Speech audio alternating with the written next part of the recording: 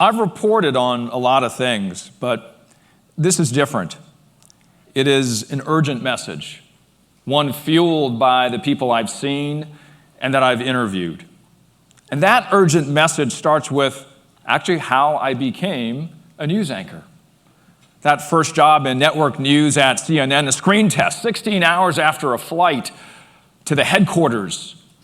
The night before the test, I remember, I called my dad and I said, "You know, you're not going to believe where I am," I told him.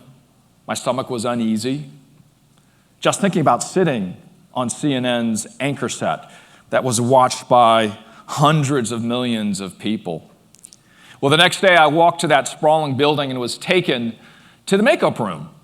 2 makeup artists, what I thought, were experimenting with how to match my skin tone. And I'm pretty sure I saw them Googling makeup hacks for Asian males. Which, if you've ever done that, first of all, don't tell anybody. Second of all, you probably don't get too many results. Well, after makeup, they showed me to the chair. So I went in and I sat down. And the producer turns to me as soon as I sit into the chair and says, "We're going to put some stories in the teleprompter. Just start reading. I'm going to go into the control room now where I'll be following along. You got any questions?" My internal dialogue was saying, "Yeah, how do I stop sweating, please?" But out loud instead I say, "Okay, so I read until you tell me to stop." "Yes," she told me, and my screen test began. Now, after a bit of speaking, a video clip started to play, and I was like, "Oh, this is great. This is time for me to rest off camera." Suddenly, the producer's voice pops into my earpiece. "Richard, we're getting some news just into CNN. A plane has gone down in Siberia. We don't have a lot of details, but we will have you report on it." More nervous sweat coming down my face, like, what's happening here? I mean, I was asking, well, how many people were on board? Do we have any understanding of the type of plane? She hit the button and said in my ear again, "We don't know the airline. We don't know much. Just when we play the soundbite and it finishes, you go. You have 45 seconds. 45 seconds? That's not enough." So I grabbed one of the script pages. I started pressing into my forehead, trying to get all the sweat away, right? Whatever's in front of me. 10 seconds. Time to try to get myself together, right? Get off the nervousness. Some coughs as well. Bumblebee, bumblebee, bumblebee. I tried everything. And when you think about it, actually, I probably look like a crazed person on the subway just spewing out my favorite tuna. Bumblebee, bumblebee, bumblebee. 5 seconds. The soundbite finishes. I felt very unready. Cue. I turn to the camera. "Ladies and gentlemen, we just got in some breaking news into CNN. A plane has gone down in Siberia, 130 people on board, it is believed. When we get more details, we'll have it for you right here on CNN." And so that finished my screen test, and I thought, oh, I think I did okay. Or so I thought. A week later, my agent calls and says, "You didn't get the job. What did I do wrong?" "Well, Richard, they don't tell you what you do wrong. They just say the time isn't right." "Well, how do you think the audition went?" she asked me. I told her I had 2 unexpected situations of breaking news, and I think I got through it pretty good. I was innovative. I got through the sweat with the paper, had all those exercises to get off the stress. "Hang on a second," she says. "You know, when the video is off, you're actually still on camera." And in fact, that's when the executives are watching even more during that time. "But I was not on camera," I said. "You're always on, Richard.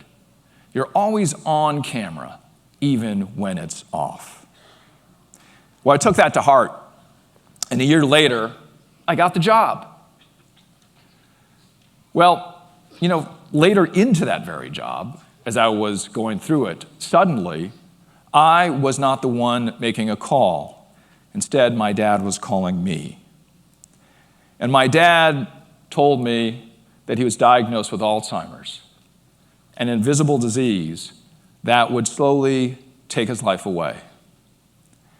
So I began to travel more frequently from New York to California, back and forth, where I worked, to my parents' home in California, to try to help him. But I was struggling, that balance, to keep up with the job, while also trying to help my mom, to give them the support that they needed. I started asking myself how I would keep my job and also fulfill my responsibilities as a son. My dad's condition was horrible for him. It was taxing for my mother. It was awful for my siblings. And for me, I felt like I was getting a double loss. I would have to give up my job for a person that may not even know that I was giving up my career for him. And when faced with that decision for my dad, in his slow-moving life and death struggle, it boiled down in my mind to one thing. Should I deny myself, sacrifice myself for someone who may not even know that I'm doing that? I was tempted to keep my long-fought-for job. The other options seemed really unfair. Tough for me emotionally, tough for me physically. A struggle of being too selfish versus being too selfless.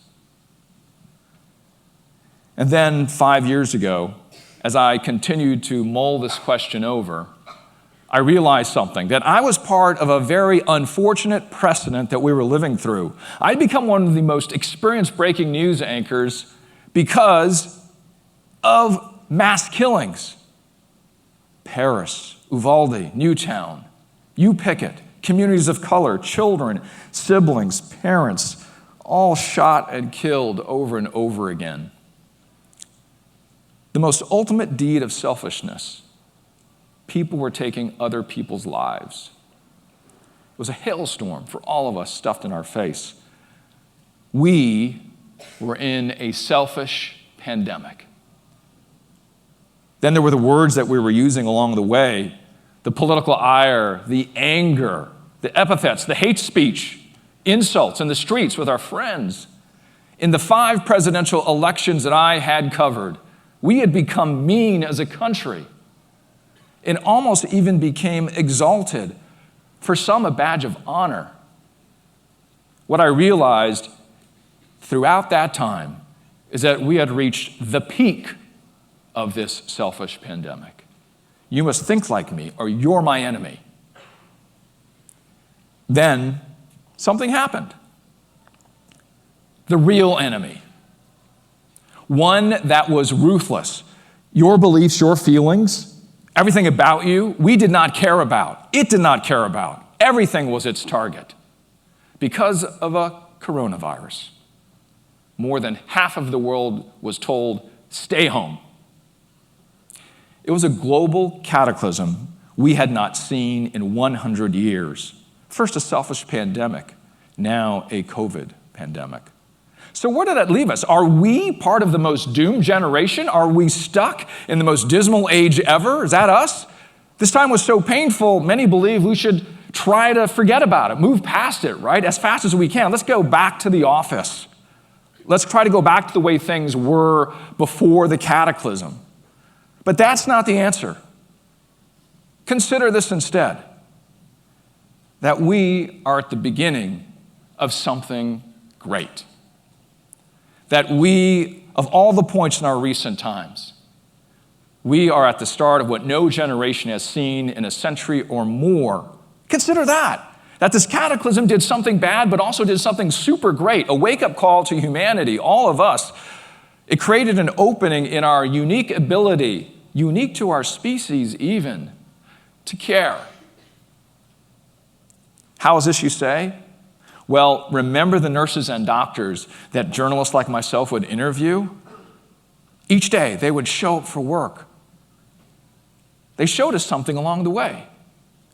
They showed us that they were in their cars. They were scattered like dots around the world, crying and telling us how they needed help. They didn't have the right equipment. They were worried themselves about the patients, whether they'd make it to the next day, whether they would survive the day at work, their own lives as well.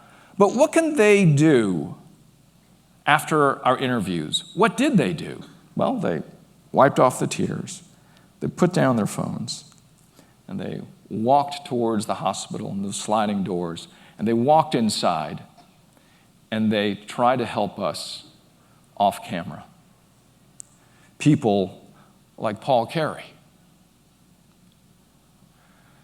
Paul spent his career on the streets, 3 decades in Colorado as a fireman and paramedic. One day, Paul sat at home and he saw what was happening in New York City. He said, I got to do something. On his screen, a distant New York with 911 dispatchers so bogged down, they had never seen something like that since 9/11, even worse than that. And this grandfather knew he had to go. He had to come and help us. That was March 2020. Paul got in his car, leaving his grandchildren, and drove away from his town of 300 days of sunshine straight into a dark town. He wanted to help Ground Zero, New York City. Have you ever done that drive? 1,800 miles, 30 hours in a car, nonstop is what he did to get to New York City. For the next 3 weeks in New York City, Paul drove up and down the streets of New York City to get the sick to the hospital.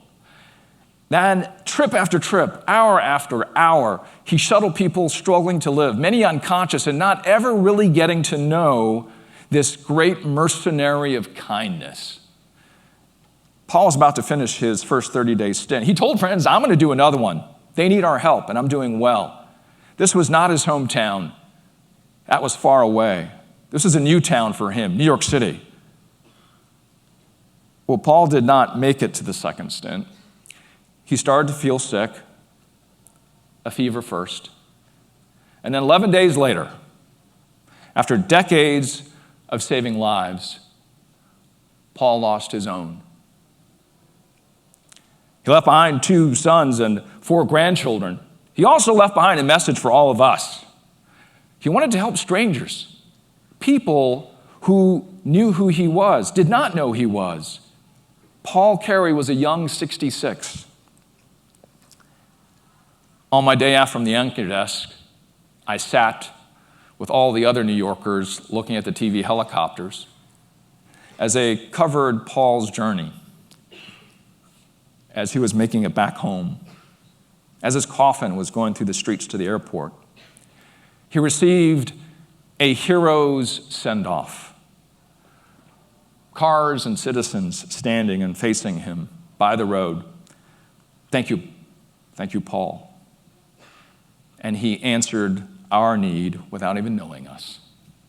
Now Colorado's brave son was on his way home. Paul ran towards the fire.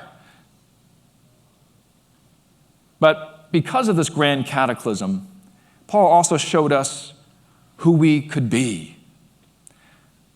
People at home saving masks, sewing masks for us to help hospital workers, restaurant workers who were struggling themselves making food for strangers, who we could be. Companies getting vaccines, food, and shelter for their very own employees, who we could be. An ambulance driver like Paul Cary. Global society, for that moment, as we looked at it, had changed radically, didn't it? It changed extraordinarily.